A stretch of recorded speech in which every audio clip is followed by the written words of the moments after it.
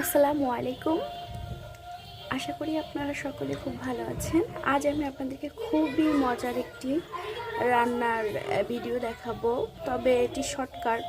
নেক্সটে আমি full video দিব।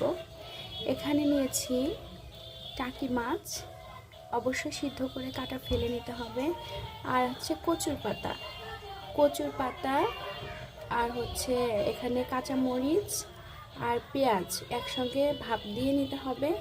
এরপরে হচ্ছে টাকি মাছটা সিদ্ধ করতে হবে আলাদা হলুদ আর লবণ দিয়ে।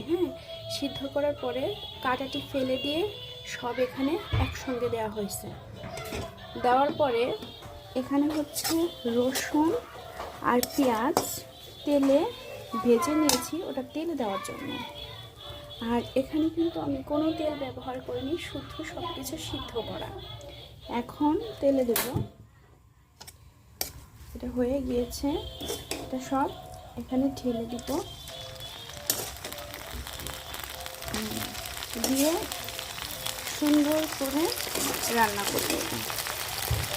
এই রান্নাটি এতটা টেস্টি, না খেলে বুঝতেই পারবেন না।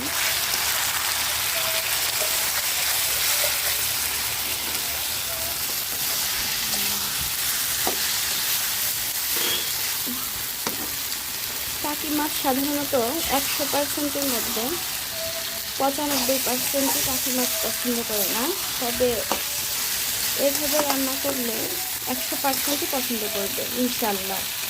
আবারও রেসিপিটি বলে দিচ্ছি। প্রথমে কচুর পাতাগুলো সুন্দরভাবে কেটে নিতে হবে, পরিষ্কার পরিচ্ছন্ন করে কড়াইয়ে দিয়ে দিবেন। এরপরে হচ্ছে সেখানে কাঁচা মরিচ দিবেন, লবণ দিবেন আর হচ্ছে হালকা পেঁয়াজ দিয়ে সুন্দরভাবে ভাপ দিয়ে নিতে হবে। আর টাকি মাছ হচ্ছে পরিষ্কার করে টাকি মাছ হলুদ লবণ দিয়ে সুন্দরভাবে সিদ্ধ করে কাটা বেছে নিতে হবে, নিয়ে সব একসঙ্গে রেখে দিতে হবে। এরপরে হচ্ছে আলাদা একটু কড়াইয়ে রসুন পেঁয়াজ দিয়ে এটা জাস্ট তেলে দিতে হবে।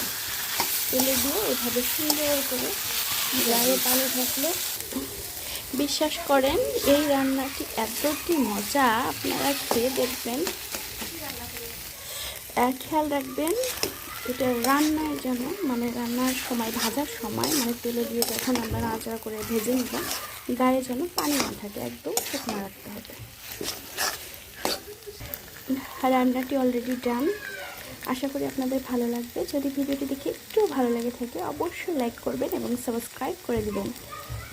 আজ এ পর্যন্তই। আল্লাহ হাফেজ।